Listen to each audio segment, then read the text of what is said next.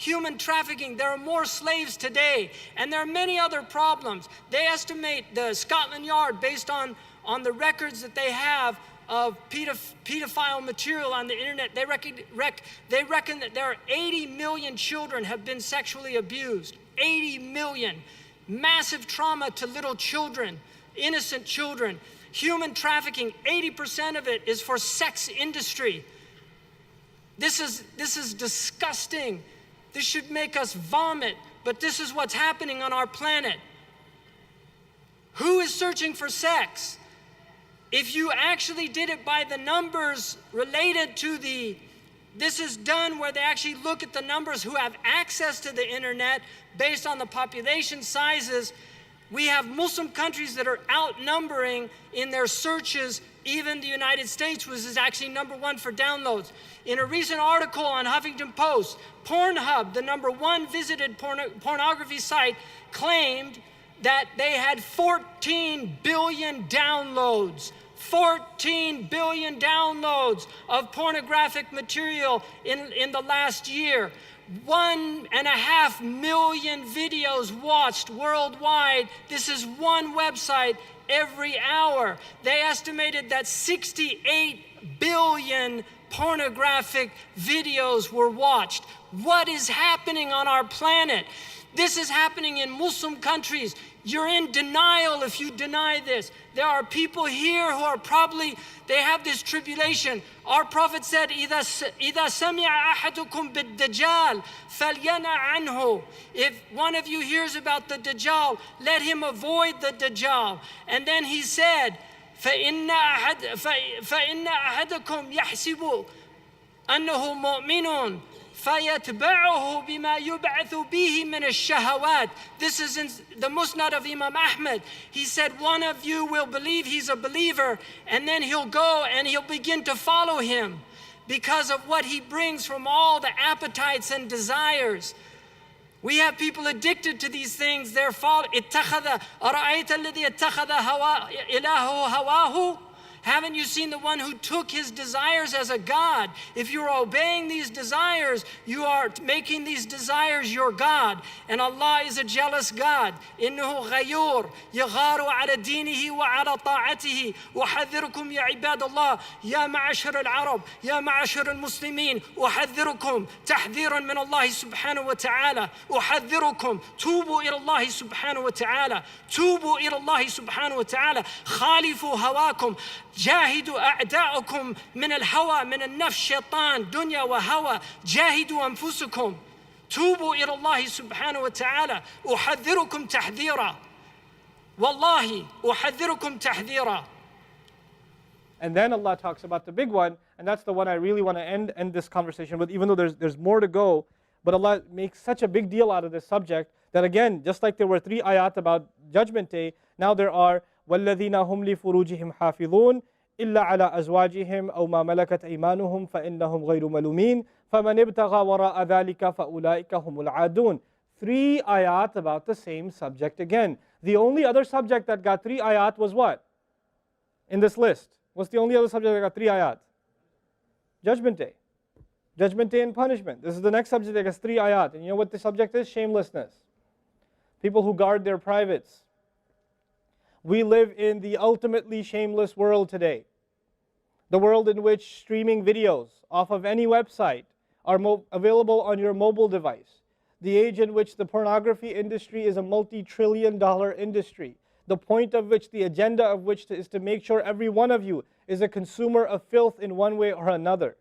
That every man, woman, and child is exposed to this stuff, and they're hoping you are, so you become addicted to it, so you become yet another consumer. This is the gift of pornography to society. It's creating people, turning people into animals and perverts. And some of you, unfortunately, have that addiction. And you're watching this stuff online. And you're watching it and saving it on your apps and your mobile devices. And you don't feel bad about it anymore. You've justified it to yourself. And you feel bad about it once in a while, but you go back to it. And as a result, you think, oh, well, at least I'm not hurting anybody. At least I'm not doing it to anybody else. I'm just watching this stuff. It's okay. But you know what's happening to you? Inside, your soul is being just gutted.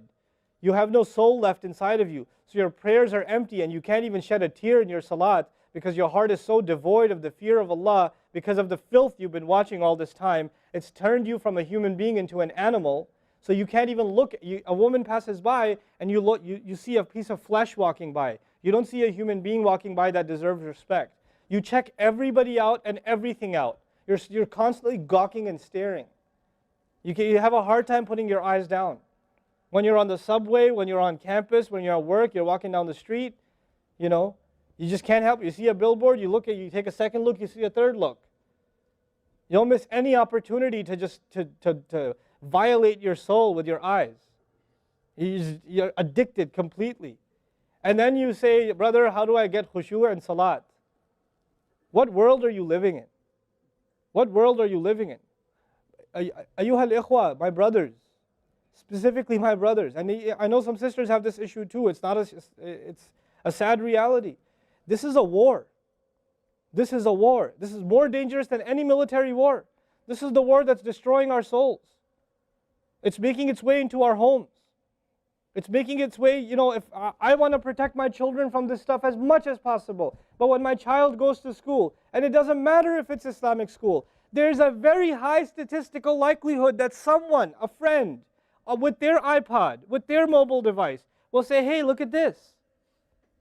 It's a very realistic, you know, a thing nowadays. It's not far-fetched.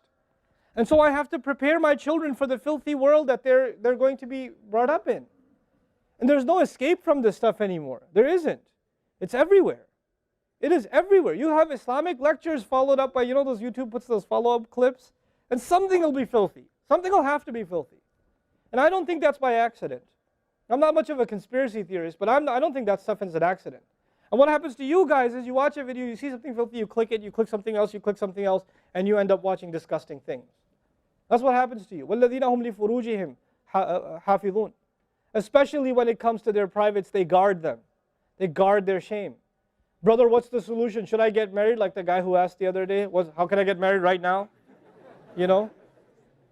No, guys, the solution is not marriage. Because if you're a pervert, then you're going to be a pervert after marriage too. If you have no shame now, you will have no shame after marriage. Honestly. You think marriage is going to end your problems? No. Your problem isn't marriage. Your problem is spiritual in nature. Your problem is psychological in nature. You need help. You need to stop this. You need to stop hurting yourself like this. You will have nothing, there'll be nothing left inside you. I just had an email from a teenager who's addicted to pornography, an anonymous email, 14, 15-year-old teenager. Says, I want to kill myself. I can't stop. I've been watching it since I was 11. My parents don't know. I read this stuff and I cry because he's not one. There's millions of Muslim kids like this. Millions. Millions of them. We have to help these people. We have to do whatever we can. And we don't have the trillions of dollars of advertising to counter that. We don't. And it's not realistic for me to say Facebook, YouTube, Twitter, internet, it's all haram. It's not realistic because it's a reality. It's as common as oxygen now. The only thing we can do is have a mature conversation about this and teach our youth to deal with this and navigate this and not fall into it. The elders that are here, stop watching Indian movies, man. Why are you sitting in a lecture talking about salat and the importance of salat and you don't guard your shame? Mother and daughter and husband and wife and sister sitting together watching whatever? God, come on. Stop. وَالَّذِينَ هُمْ لِفُرُوجِهِمْ حَافِظُونَ. They guard their privates. But guarding your privates doesn't mean you don't commit zina. It means everything that leads to the temptation. Everything that leads to it. They watch it. They guard it. They know it's under attack. They know that their shame is under attack. They realize that their weakness is their urges. Those urges that Allah put inside of us that are so strong. Allah put them there for a reason. He did. And every one of you have them. You don't have to, I don't have to have a dalil for you to have them. I know. The guys that are here. You all suffer that challenge every single day of your life, especially in a city like this one. At least in Texas, we're a little more conservative.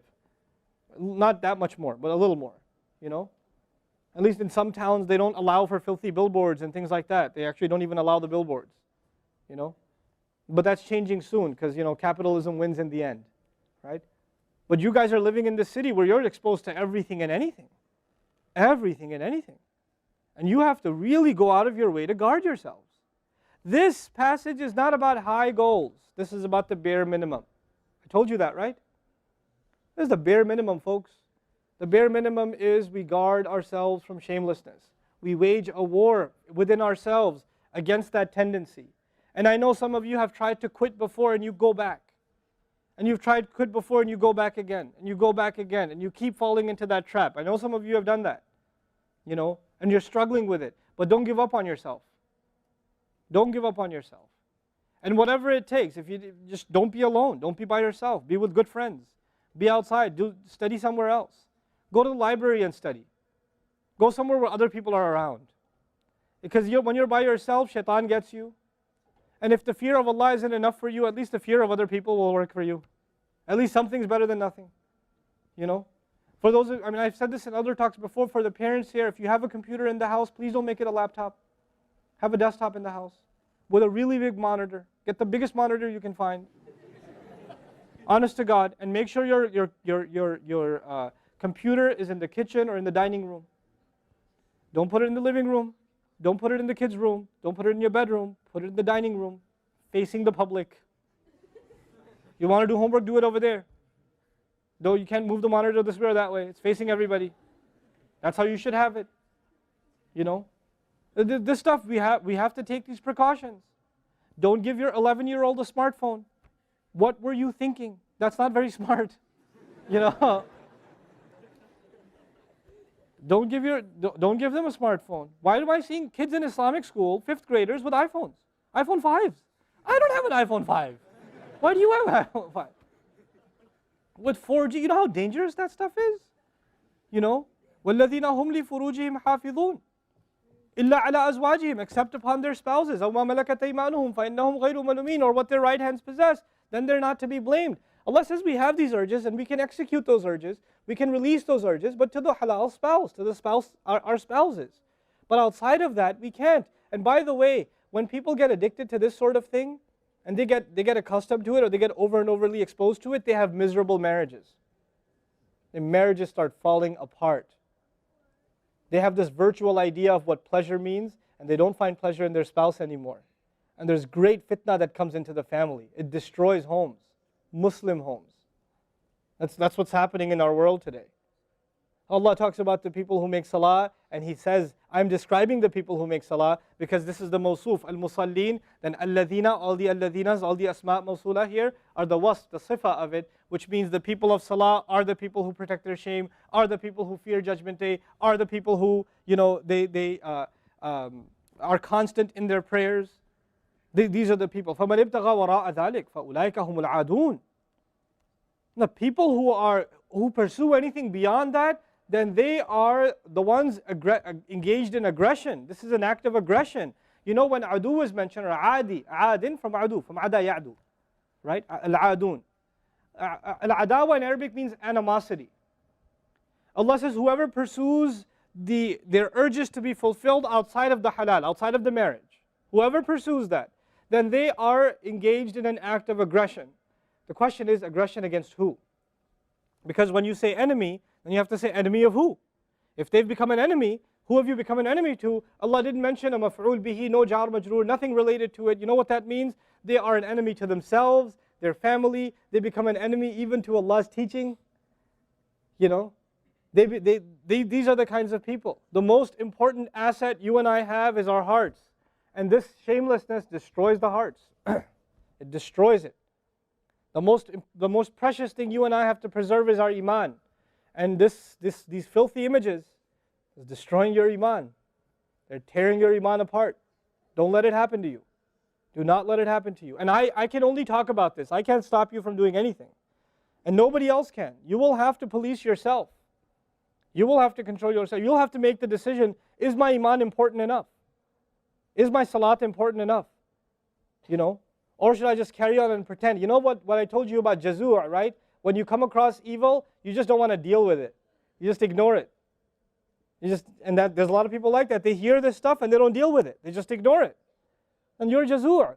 Then you're not from the musallin. Illa al-musallin.